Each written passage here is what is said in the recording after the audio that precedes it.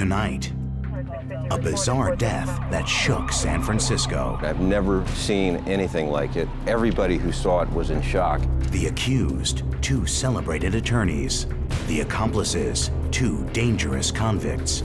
The weapons, 2 huge dogs with the strength to kill. These dogs, when their blood gets heated, they're not coming back. That's a horrible way to die. And a show trial full of surprises. She's trying to protect Miss Whipple from the jaws of this berserk beast. I think it was a confluence of 2 of the meanest lawyers around, and 2 of the meanest prisoners around, and 2 of the meanest dogs around. Unleashed. Marjorie Knoller and Robert Noel. Next on Mugshots.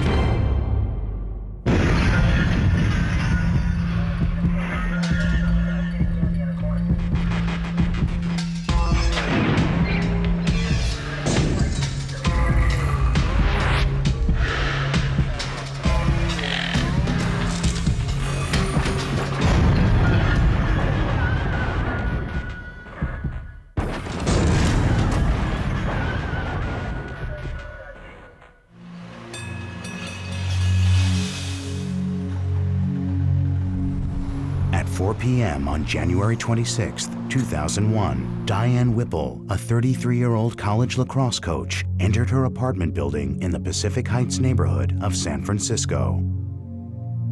With grocery bags in tow and plans to make dinner, Whipple rode the elevator to the 6th floor and slid her key into the lock of her apartment door.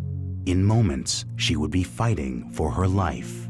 911. Yes, I'm just arrested. Please send police to 2398 Pacific Avenue, corner Fillmore. We have 2 dogs rampaging out in the hall. At 4:05, an elderly neighbor, alerted by barking and screaming in the hallway, peered through her peephole before calling 911. Please hurry. I hear her screaming, and I don't dare open the door. These dogs are ferocious. Bane, the male, and Hera, the female, were rare presa canarios, massive animals weighing more than 110 pounds each, and Bane was attacking Diane Whipple, tearing her clothes from her body and biting her repeatedly. Police Inspector Sydney Laws and her partner were the first to arrive on the 6th floor minutes later. I see a dog come from my left and go to the right. As my partner gets out of the elevator, she announces that we have a victim with multiple dog bites. We don't see anything until we see Marjorie Knoller appear out of her apartment with bloody clothes, bloody hair, almost like a ghost. I mean, it felt like I was in a Stephen King movie. Diane Whipple had not been alone in the hallway. The victim's neighbor, Marjorie Knoller, who owned the dogs with her husband, had seen everything. She would later tell police a harrowing tale of a well-behaved animal gone berserk that had dragged her down the hallway, and of her attempt to shield Whipple from Bane with her own body. Judging by the state of the hall, that attempt had failed. It was horrifying. It was, I've never seen anything like it. It's still, when I think about it, it bothers me still. Sergeant Paul Morse was among the swarm of police, animal control officers, and paramedics who responded to the scene. After the paramedics took her away and looking down the hall and seeing the keys in the door, it was just, it was wrenching, it was heart-wrenching. As the dogs were captured by animal control officers, the victim was rushed to San Francisco General Hospital. Doctors operated to repair her crushed windpipe and other wounds, but Diane Whipple had lost 1/3 of her blood, and at 9 o'clock that night, she lapsed into cardiac arrest and died. Whipple's best friend, Sherry DeCerbo, got the call. I had trouble hearing because I was at a concert, and I thought she said Diane was hit by a car. So I, of course, collapsed and was hysterical, and only found out probably 15 minutes after my breakdown that it was a dog. It was so surreal to me. I could not believe that that had happened, not to Diane. The people of San Francisco couldn't believe it either. The Bay City is a dog's paradise with few attacks and no human fatalities, until now. But these were no ordinary dogs or ordinary owners. They have to be from a different planet. They're not human. Neither one of them ever expressed any remorse. They were just like stone. They were thinking about being lawyers, I'm sure. Marjorie Knoller and her husband, Robert Noel, were two enigmatic attorneys who seemed to have little money, few friends, and a belief that they and their dogs could do no wrong. Why did this incident that has brought us here happen? I can't explain it. I wasn't there for the incident. I came for the aftermath. The behavior was totally out of character for either one of them. But few seemed to be buying their story, including Sergeant Morse. Edward 100-10-4. I really wanted to see if I could find out what really had happened there. When I walked in the door, one of the tenants came up and said, "Man, this isn't the first time we've had a problem with these dogs." And so I got a statement from him, and from that point on, it was like the floodgates opened. People came out of the woodwork to tell us, hey, that dog tried to bite me. Hey, that dog leaped at my child. Hey, one of those dogs bit me as I was trying to get out of the elevator. A tragic accident or a terrible crime.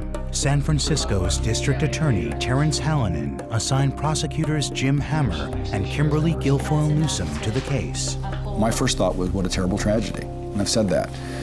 Because until you look at the facts behind it, which is what gives rise to criminal responsibility, on its surface it looks like a terrible, terrible tragedy. Once you hear about the 34 prior incidents, you realize what a crime, and in fact, what a murder. People were intimidated. People did not come out of their apartments when they heard Knoller and Noel in the hallway with the dogs. They didn't want to risk it because they knew that something very bad could happen. A criminal investigation into the dog-mauling death of Diane Whipple was soon underway.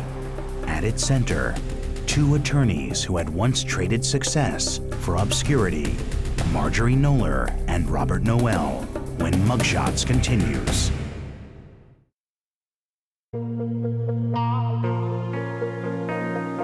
The investigation into the death of Diane Whipple focused on Marjorie Knoller and Robert Noel, two lawyers who had once climbed San Francisco's social ladder and had seemed unlikely to fall from grace. Marjorie Knoller grew up far away from the Bay Area, in the leafy Midwood section of Brooklyn, New York. Well, Midwood is a very close-knit community, and it's a quiet neighborhood. She lived with her parents here. She was a very friendly girl. Marjorie was the adopted daughter of David Knoller, a dentist, and his wife, Harriet, a beauty queen who was named Miss Brooklyn in 1935. She was born June 20th, 1955. She was a very smart little girl. She walked when she was very young. She talked when she was very young. She was always a daddy's little girl. She was very happy. She was happy with us. She was happy in school. Marjorie attended nearby Midwood High, then Brooklyn College, where she was a presidential scholar who dreamed of becoming a lawyer. She applied to, I'd say, about 6 schools, and they were all in California because when she was a young girl, we took her to California, and she said, "This is where I'm ending up." So she ended up at McGeorge University, wasn't that it? No, McGeorge School of Law. School of Law, that's where she ended up, and that's where she graduated. Marjorie Knoller married and got a job as a paralegal at a law firm in San Francisco. In 1987, she was assigned to a case with a seasoned lawyer, 14 years her senior, named Robert Noel.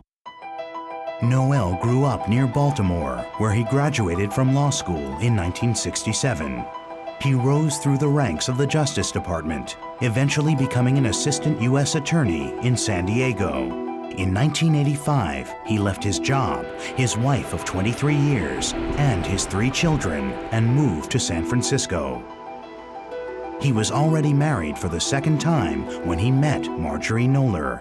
He quickly took the daddy's little girl from Brooklyn under his wing. I had a lot of respect for Robert. And I thought he was teaching her too, because he was sort of a scholar in the field. And I think she learned a lot from him. Marjorie's quiet manner seemed to complement Robert's dominating personality. And before long, there was a mutual attraction. There's no doubt that they loved each other. They did the same things, they thought the same way. So it was a match made in heaven. The pair divorced their spouses and quickly married. The following year, they started their own law practice out of their apartment. The two lawyers in love had freedom and money.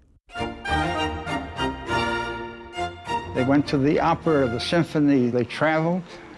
It seems to be they went at a different place every other weekend. If I saw Marjorie Knoller in Pacific Heights, where she frequently shopped, she would look exactly the same as any other young professional businesswoman. Mary Karen Fippinger is a San Francisco socialite who served with Marjorie Knoller on the board of the Little Gym Club, the city's most prestigious charity. My impression of Marjorie Knoller was that she was a caring and very sympathetic person to other people in need. Robert and Marjorie's success allowed them to pursue their shared interest in volunteerism, and their pro bono legal work on behalf of the homeless and AIDS patients earned them praise throughout the city. In 1994, the husband and wife attorneys accepted a case that would change everything. Their client was a correctional officer with a grievance against the California Department of Corrections. Similar cases followed. Soon, they were representing not only correctional officers, but inmates whose life stories found a sympathetic audience in Marjorie Knoller and Robert Noel. The lawyers began helping some of their incarcerated clients for free, and their income suffered. She had clothes made at Neiman Marcus. He bought her jewelry. And then all of a sudden, everything came to a standstill. It's like they needed financial help. I don't know what he spent his money on. Knoller and Noel spent more time visiting prisons like Pelican Bay, California's maximum security lockup for dangerous criminals. The married lawyers had found a new calling. It wasn't like an instant overnight change with these people. Aphrodite Jones is a crime writer who has been following the case. It was a long-term, happened over a period of a few years thing in which they distanced themselves from society and certainly San Francisco society, but distanced themselves from society, period, by getting themselves wrapped up in the prison world. The pair stopped attending the symphony and gradually gave up their charity work. Then, in 1997, Robert Noel and Marjorie Knoller met an inmate who would have a profound effect on both of them. The dangerous prisoner who would complete their family when Mugshots continues.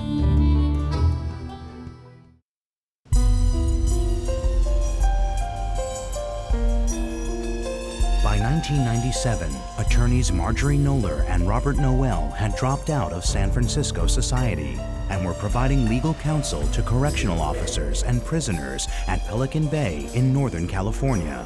It was here that a chance meeting with a violent inmate would prove to be a life-changing encounter. Devin Hawks is a special investigator for the California Department of Corrections. Paul Schneider met Robert Noel and Marjorie Knoller through another case that they were working up at Pelican Bay. My understanding is they became very impressed by him.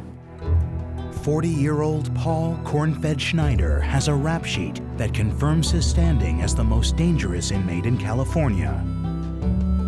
Originally imprisoned in 1983 for robbery, he is now serving life for stabbing a lawyer in court with a weapon he made in his cell.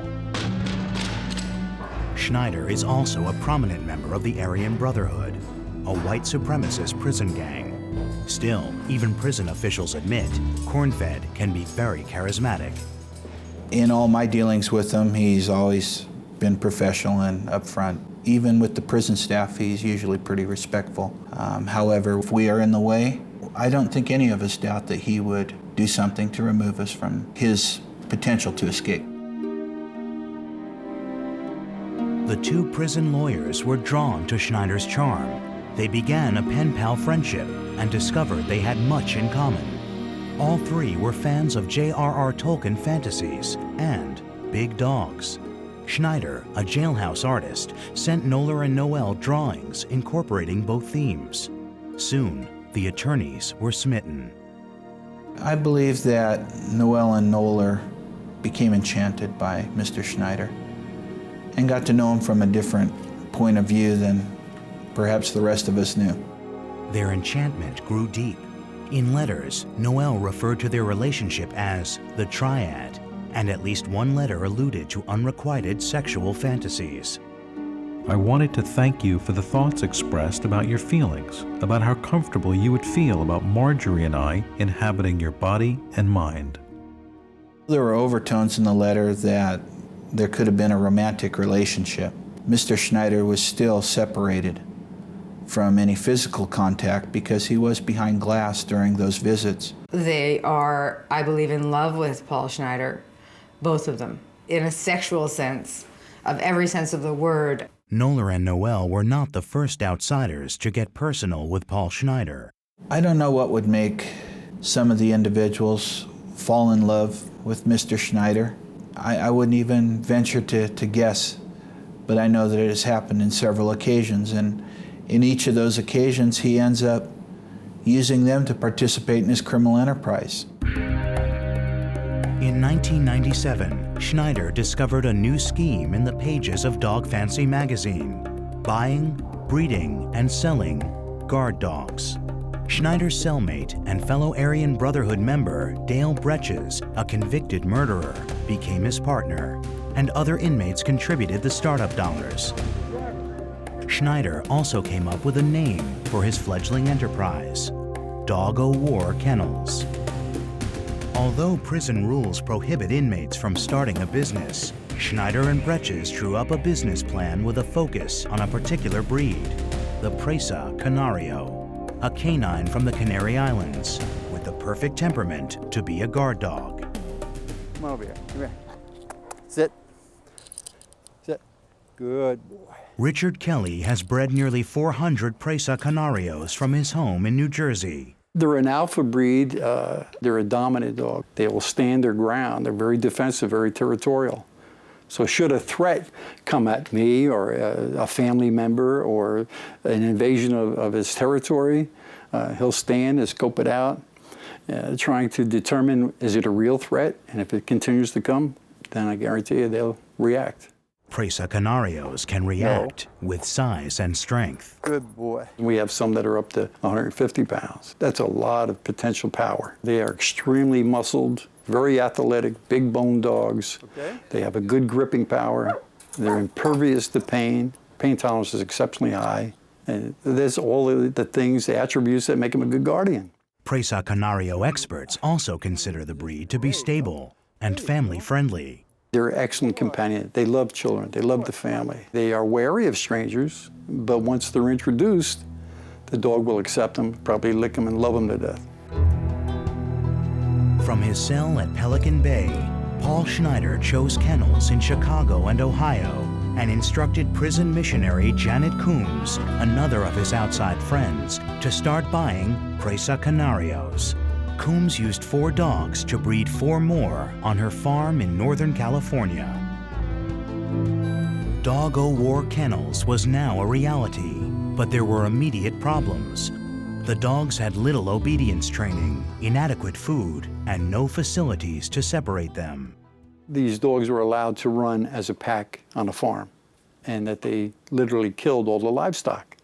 Probably for food, for no other purpose. But then once the taste of blood, then actually they were reverted back to their primitive mode. The woman that was in control of that became frightened and chained them up to the fences, restricted their movement. That affects the dog's psyche. Still, corn-fed Schneider thought the dogs were not tough enough. And in late 1999, he asked Marjorie Knoller and Robert Noel for help. Mr. Noel and Ms. Knoller, being attorneys, were asked by Schneider to intercede when they did not like the way that Ms. Coombs was raising the dogs. In fact, the term that she used with me is that Schneider did not want wussy dogs. And that goes to show what kind of dogs he was looking for, these mean, aggressive dogs. Knoller and Noel went to court to get control of the 8 Presa Canarios, and in April of 2000, the husband and wife lawyers retrieved the dogs from Janet Coombs. According to authorities, 6 of the dogs were delivered to associates of the Aryan Brotherhood in Los Angeles. Knoller and Noel took custody of 2, Bane and Hera. I believe that she didn't know what they had in their possession. Bane and Hera make their mark on the neighborhood and the aftermath of the attack when Mugshots returns.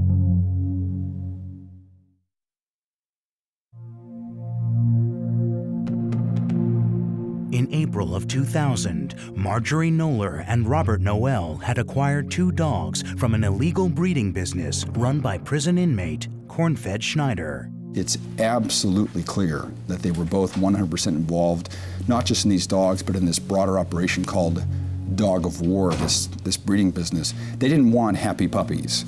They didn't want golden retrievers. Knoller and Noel's new roommates, Bane and Hera, were adult Presa Canarios with little obedience training and a history of abuse.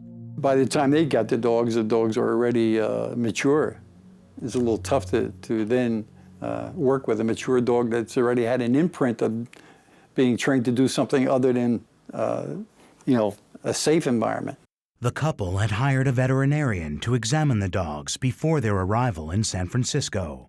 After the exam, the vet wrote a letter to the attorneys, concerned about the dog's behavior. These dogs are huge. They have had no training or discipline of any sort. These animals would be a liability in any household. But Knoller and Noel ignored the warning, and soon the foursome was a fixture on the streets of Pacific Heights. While Bane and Hera often appeared docile, they sometimes behaved aggressively in public places, like the nearby dog run. Kathy Brooks met Marjorie Knoller with Hera and tried to pet the dog.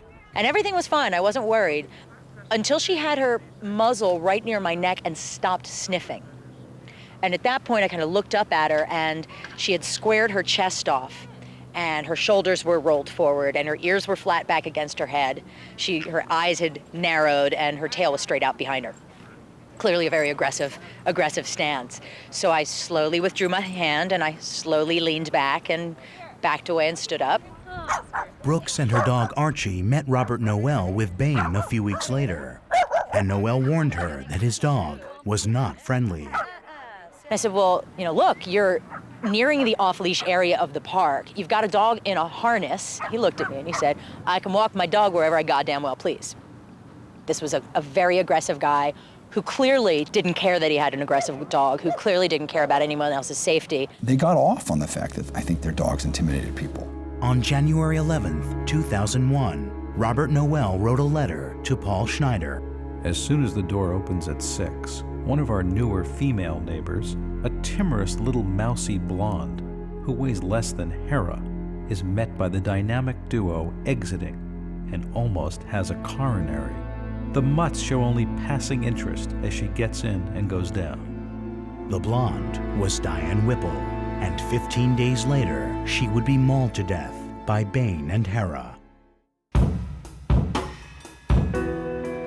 On January 29th, 3 days after the bizarre attack, the people of San Francisco received more strange news. Marjorie Knoller and Robert Noel had finalized an adoption, and Paul Cornfed Schneider was now legally their son. I think they were living in another world, to be honest, and they got swept up into this relationship with these Aryan Brotherhood guys and the dogs and the whole kind of cult aspects to this thing, and really just got way off base. On January 31st, Robert Noel circulated an 18-page letter to the local press, threatening the district attorney and suggesting that Diane Whipple may have been to blame for her own death. Ms. Whipple may have been wearing a pheromone-based cosmetic or scent, or that as a serious athlete, she may have been a user of steroids, which could have triggered the initial interest of Bane. They told us that they'd never do a day in, jail, that we weren't going to get anywhere with the indictment. They were very boastful and very arrogant about it. Is the Department of Animal Control ready to proceed? Yes, we are. Bane had been killed by lethal injection shortly after the attack. 2 weeks later, a hearing was held in a San Francisco court to decide the fate of Hera. Several witnesses to the dog's past behavior attended. As I went around them, the dog, Hera, bit me, at which time I jumped away, turned around and said, "Hey, your dog just bit me." I immediately looked up and I see these two dogs coming at me, I mean, very quickly. Snarling, I put down my mail, I grabbed my cart, and just in time, put it in front of the dogs. The dog lunged, jumped on my dog, knocked it down, got its mouth over the back of my dog, and looked to be basically digging its teeth into its back to break its back, I suspect. Robert Noel and Marjorie Knoller then took the stand, claiming their dogs were nothing more than overgrown house pets. Hera and Bane were not the least bit aggressive. He loved to lick people. He licked me all over. He licked Marjorie all over. Very approachable. Just walk right up to him. Hera was the same way. She's a wonderful animal. She's loving. She's caring. I nickname her a certified lick therapist because when you're not feeling well, she knows it. I believe that Hera was trying to protect me from Bane. By whatever action she did, she was never involved in the attack on Miss Whipple. She was barking hysterically in the hallway. 1 week later, Hera was ordered put to death. Meanwhile, a warrant search of Cornfed Schneider's cell had yielded a treasure trove of personal letters from his new parents. For homicide prosecutor Jim Hammer, the letters proved that Noel and Knoller knew their dogs were dangerous. One Saturday, as I was going through letters written by the defendants, we came across this letter where Mr. Noel had mocked Diane Whipple weeks before she died and called her a timorous, mousy blonde and how frightened she was. In that moment, in light of the jury instructions that cover murder, I said for the first time to myself, this might be a murder case. They really did know, and not just they knew, they liked it. So that's kind of the point we reached when we got up to the grand jury and gave them the option whether or not to indict for murder. On March 9th, 2001, a grand jury convened in San Francisco to assess the evidence against Marjorie Knoller and Robert Noel. 3 days later, Diane Whipple's partner, Sharon Smith, filed a wrongful death lawsuit against the two attorneys.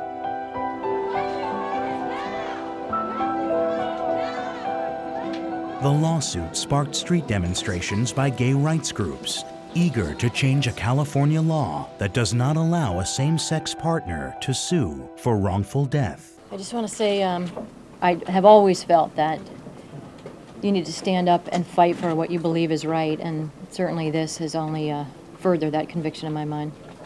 On March 27th, the district attorney announced indictments. Marjorie Knoller and Robert Noel were indicted for involuntary manslaughter and owning a mischievous animal that kills. And Marjorie Knoller alone was indicted for second-degree murder. Involuntary manslaughter carries a penalty of 2 to 4 years in prison, but second-degree murder could put Marjorie Knoller behind bars for the rest of her life. I definitely believe she was guilty of murder. If I didn't believe that ethically, I never would have prosecuted that case. But it's really not that much different, I don't think, than drunk driving or firing a gun, where you have repeat notice over and over and over again of the danger and what you could do to prevent the danger, and you basically say, I don't care, I'm going to do it anyhow. California's first dog murder trial begins when Mugshots continues.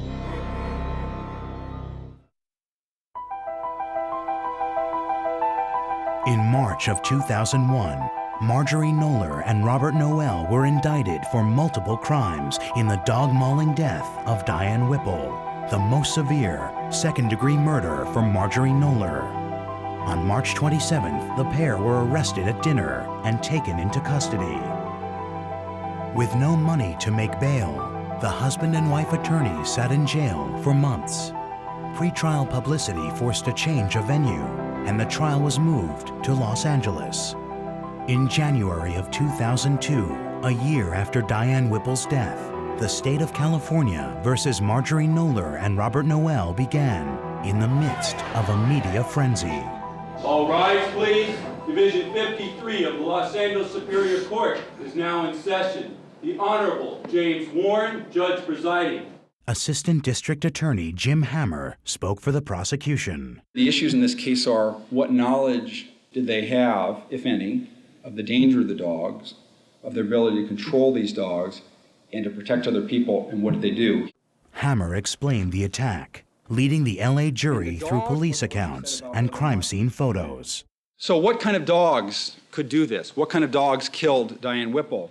How were these dogs in San Francisco, in a crowded apartment building, in a small hallway? These two dogs were selected by two prisoners at Pelican Bay State Prison.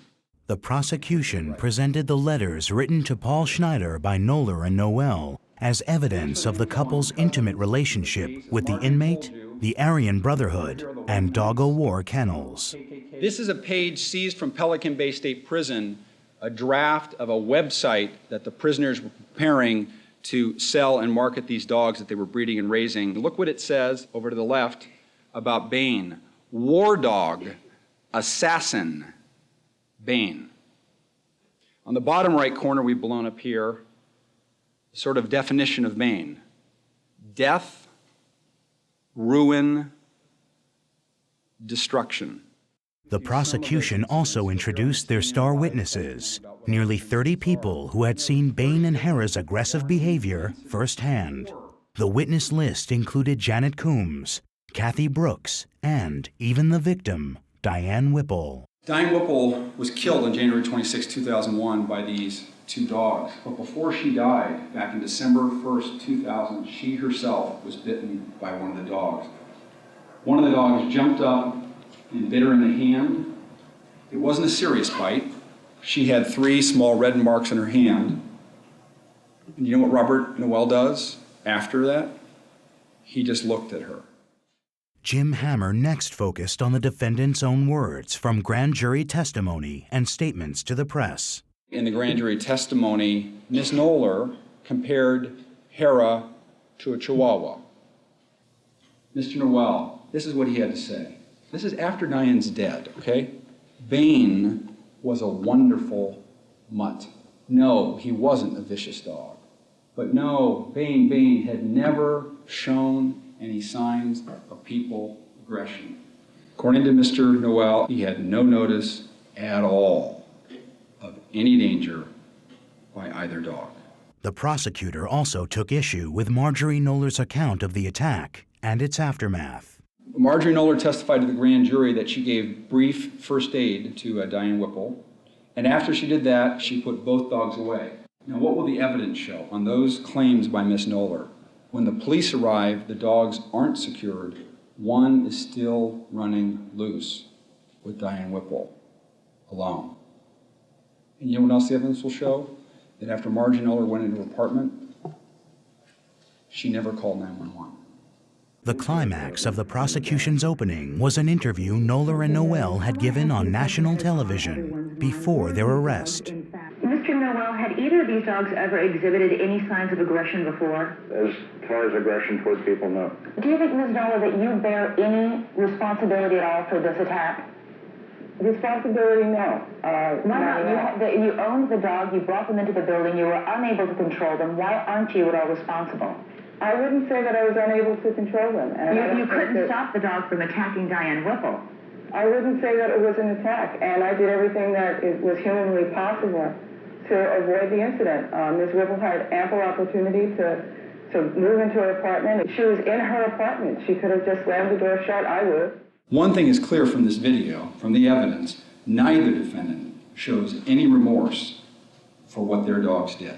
Defense attorney Nedra Ruiz focused on the attack itself, casting Marjorie Knoller as a hero. Marjorie was yanking on the leash and telling Bane to stop, and yanking on the leash and the harness to make him go back to the apartment. Bane overpowered her and actually pulled Marjorie off her feet and dragged her down to where Miss Whipple was standing by her now open apartment door.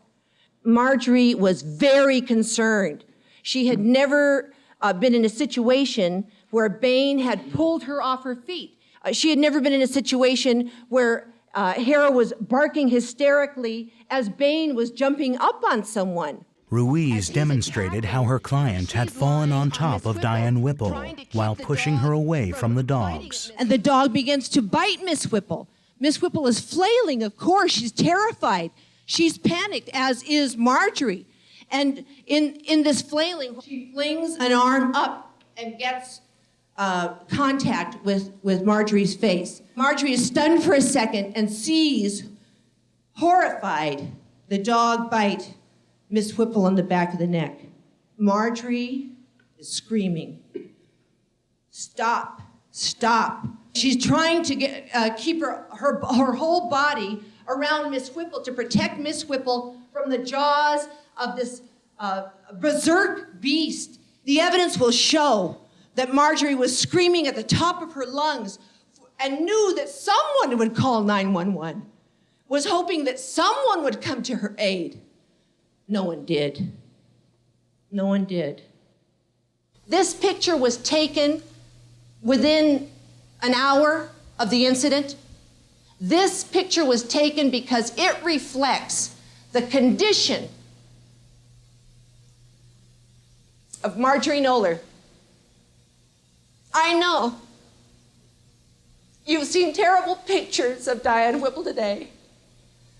You've seen how Bain rent her flesh, but the evidence will not show that Marjorie stood back and let that horrible thing happen to that beautiful girl.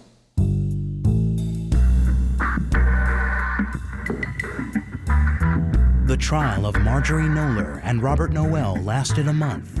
Jury deliberations began on March 19, 2002, with both sides anticipating victory. The defense feels that the jury has sufficient facts before them to acquit Marjorie and Robert of any prior knowledge that these dogs would seriously harm or kill anyone. I'm proud of everything we've done in this case. We've bowed to no one's pressure. We've fought all along to put on a fair case, and now leave it up to the jury to decide what the right charges in this case are. The verdict and the aftermath nobody expected when Mugshots returns.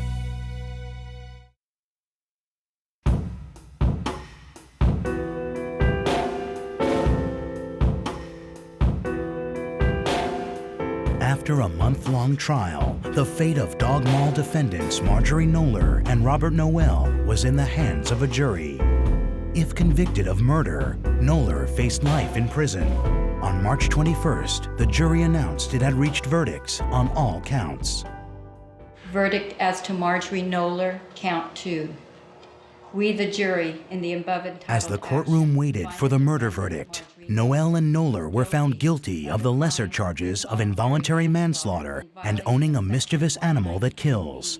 Then, the moment came for Marjorie Knoller. Verdict as to Marjorie Knoller, count 1. We, the jury, in the above entitled action, find the defendant, Marjorie Knoller, guilty of the crime of murder in the 2nd degree, in violation of section... When we were out in the hall, everybody said, she's not going to get it. Maybe manslaughter.